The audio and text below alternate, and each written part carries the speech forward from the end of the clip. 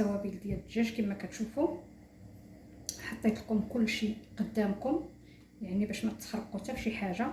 بالنسبه للعطريه عندي هنا الفلفل الاسود، عندي معلقه صغيره مملوءه، عندي هنا معلقه ديال الخرقوم البلدي، عندي معلقه سكينجبير كبيره عامره، عندي معلقه ونص ديال الملحه، عندي واحد الفص ديال الثوم، راس ديال الثومه، عندي هنا قعقله وبسيبيسه اللي عاد غادي ندقهم، عندي بصله، وعندي قزبر ومعدنوس، عندي حامض مصير، وعندي التوابل ديال الدجاج، عندي زيت العود، زيت الزيتون، وعندي زعفران شعره.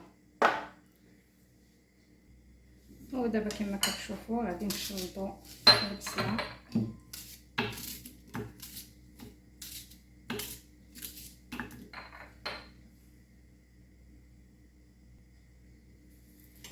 غادي نحطوا الثومه، غادي نحطوا الربيع،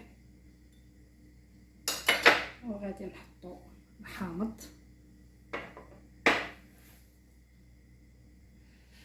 وغادي نزيدو كما شفتوا بسيبيسه وقعقل من بعد ما دقيناهم.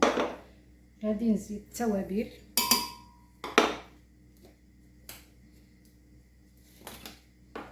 وغادي نزيد 8 ديال المعلقه توابل الدجاج، 8 معالق كبيره. غنخلي الا الزيت هو اللي ما غاديش نديرو دابا. غادي نزيد كاس ديال الماء، وغادي نطحن هاد العناصر كامله، غادي نطحنها وغادي نرجع معكم ان شاء الله. كما كتشوفوا هذا هو الدجاج ديالنا، يعني منقي ومنشف ومرقد في الحامض باش كيعطينا لون ابيض. دابا غادي ندير واحد فتيحات هنا في الصدر، لان كتعرفوا الصدر كتدخلش فيه الشرموله، خصنا ضروري ننفسوه.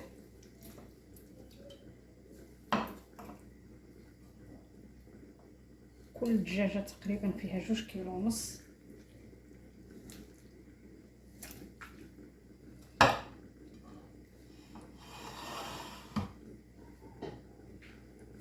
وهذه الطنجره فاش غادي نحطو الكوان ديالنا.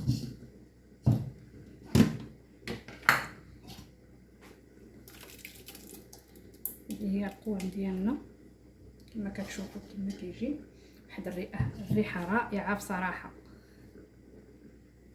ودابا كما كتشوفوا غادي نحط الدجاج ديالي طنجره، وغادي ندخل له شرموله مزيان داك الثقوب اللي درنا في الصدر.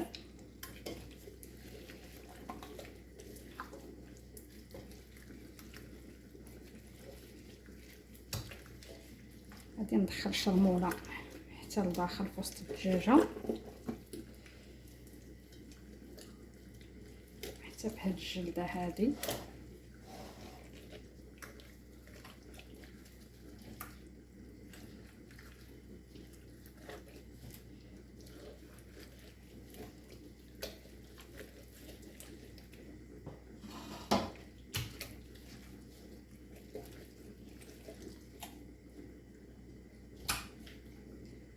غادي نديرو الدجاجه الثانيه،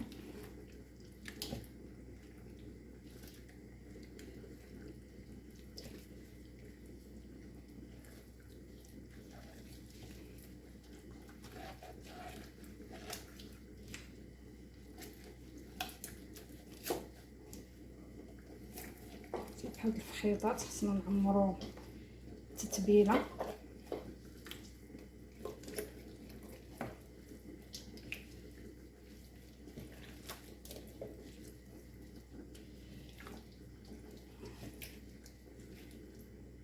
ودابا كما كتشوفوا غادي نخليو الدجاجات ديالنا في الطنجره.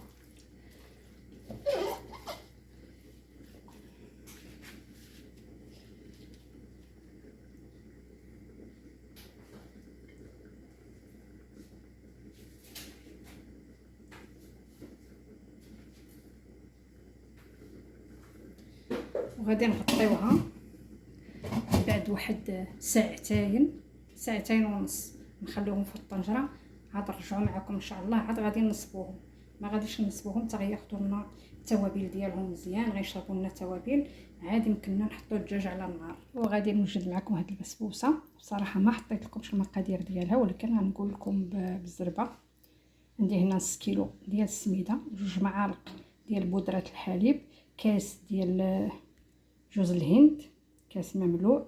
عندي هنا 2 بياض البيض، معلقه صغيره ديال الملح. عندي هنا معلقه صغيره بيكنج باودر، واحد معلقه كبيره ديال السكر الخشن، واحد 2 معالق ديال زيت العود، ودرت بشور البرتقال. وغادي ندير واحد الكاس ديال البرتقال، وغادي نزيد عليه الماء. هنا عندي نص سيطرو ديال الحليب، 2 صفار بيض، 3 معالق ديال النشا الذره، 3 معالق ديال السكر. طيبتهم كما كتشوفوا، خلطتهم مزيان. وعندي واحد كيس ديال السكر فاني، خلطتهم مزيان عاد حطيتهم على النار كما كتشوفوا تعقدوا لنا. دابا غنزيد واحد المعلقه ديال الزبده الحيوانيه، وغادي نخلط مزيان وغادي نرجع معكم. ودابا كما كتشوفوا عصرت هذا الكاس ديال البرتقال، غادي نزيدو، وغادي نزيد كاس قدو، هذا تقريبا كيهز 150 مليلتر. نزيد كاس قدو ديال الماء.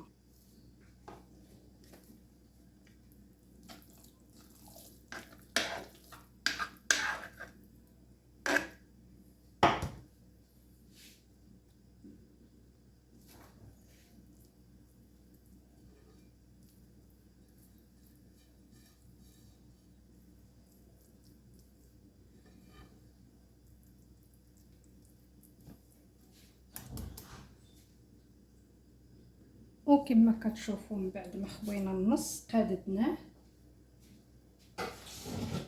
دابا غادي نجيبو هاد الكريمه ديالنا اللي صوبنا، نحطوها في الوسط.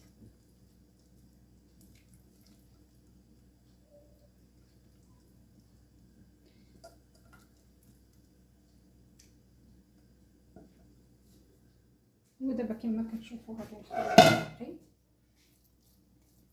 غادي نخوي الباقي ديال العجين ديال السميد. نمشيو عاوتاني على هكا، حيت حنايا الكريمه ما وصلناهاش للطرف.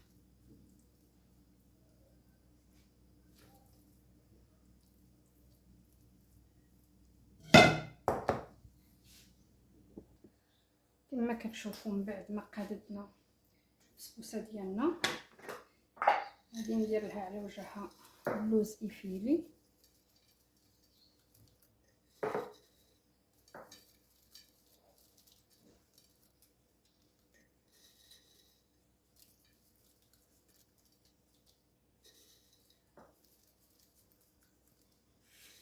غادي نعمرها مزيان، كتعطينا واحد المنظر جميل. ودابا الفران ديالي شاعل من قبل على 250 درجه الحراره من الفوق ومن التحت. دابا غادي ندخلها الرف الوسطاني، ولكن غنشعل الفران غير من التحت، وغادي نديرو على 180 ونخليها ترجع معكم ان شاء الله. ودابا غادي ندوزو للشلاضه او السلطه اللي غادي نوجد معكم. كما كتشوفوا غادي نخويو الذره من بعد ما حيدناها من العلب ديالها وصفيناها وغسلناها. عندنا الكاشير والفرماج. غادي نديرو الثوم، غادي نخلطوا هاد المكونات هي الاولى. كما كتشوفوا الروز ديالنا هو تسلق على هذا الشكل هذا. انا سلقه كلشي بالمليحه.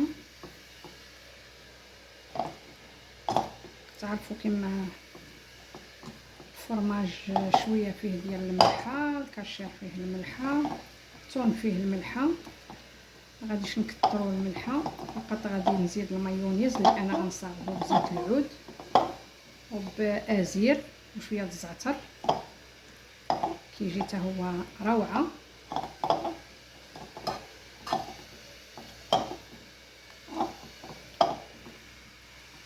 دابا خلطنا هادشي وعاد غادي نشوف واحد الاناء كبير باش نخلطوا عاوتاني الروز. كما كتشوفوا من بعد ما خلطناه مزيان غير بشويه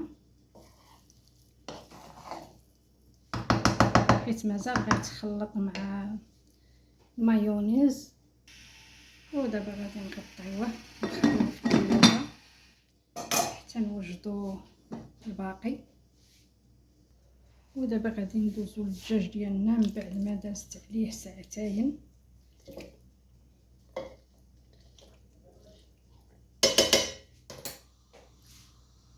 كما كتشوفوا دخلنا له الرجيلات.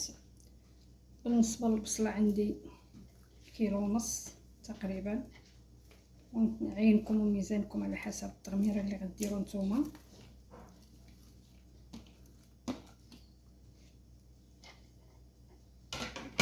من التغميره هي الدجاج.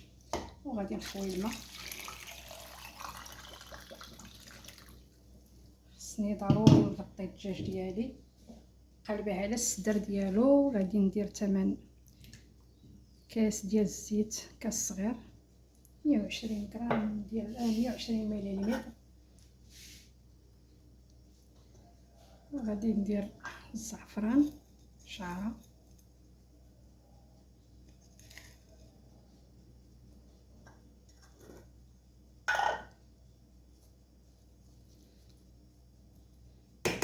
صافي. وغادي نحط الطنجره ديالي على نار مهيله ونخليه يطيب ونرجع معكم ان شاء الله. سمحوا لي على هذا الصوت. دابا كما كتشوفوا الدجاج من بعد ساعه ديال الوقت دابا غادي نحيدوه ونحطوه في الطبسيل.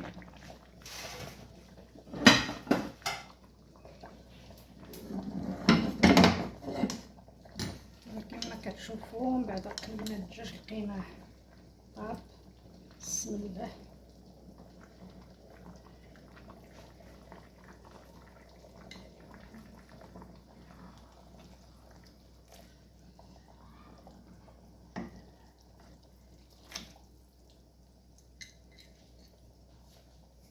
صافي هذه غنخليوها تغلى حتى تدغمر. ودابا كما كتشوفوا عندي هنايا الموطار وعندي الزبده، يعني السمن، زبده البلديه. غادي ندهن الدجاج ديالي.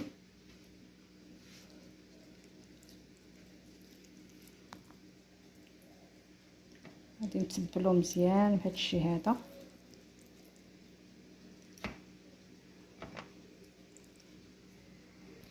ودابا غادي ندخلو للفران درجه الحراره 200، شعله من الفوق ومن التحت، وغادي نخليه حتى يتحمر وغادي نرجع معكم. ودابا من بعد ما خرجنا البسبوسه ديالنا بقى سخونه، غادي نخويو عليها هاد السيرو. هاد السيرو اللي هو الماء والسكر ولاغوم ديال البرتقال.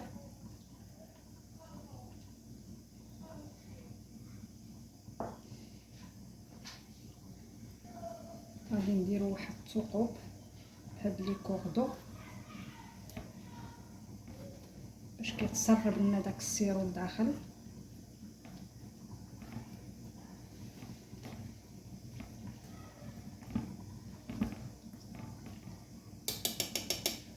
صافي وكنخليوها تشرب على خاطرها.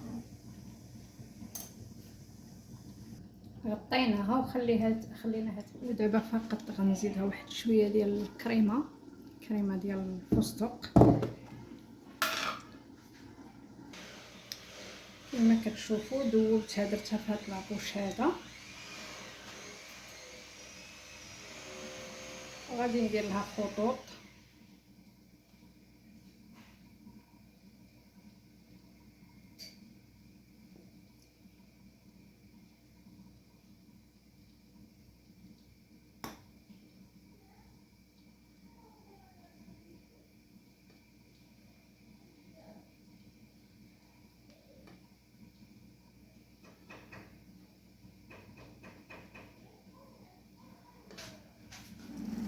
كتشوفوا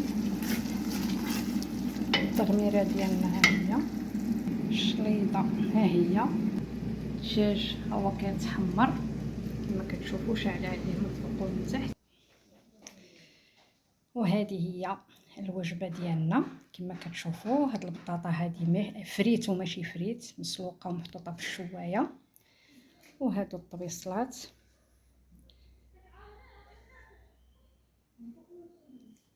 وهذا الديسير ديالنا. والمشروبات كما كتشوفوا.